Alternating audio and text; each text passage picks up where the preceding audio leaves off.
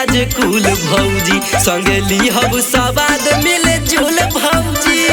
ये हो सुना हम ले हब खरीद आज कुल भौजी संगे ली हब सवाद मिले जुल भौजी। किलो 100 रुपया दाम हो 30 के हो ले बाइक पैसा दाम लागे 20 के हो।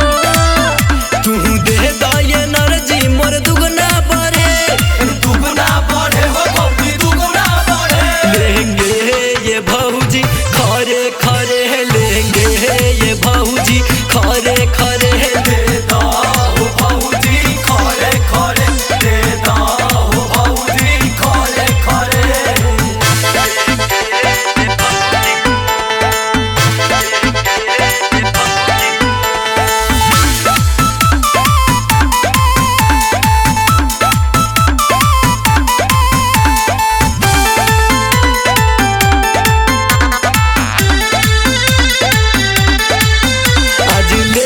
खरीदे आँख मुन भौजी राजा रमेश प्रेमी अर्जुन भौजी।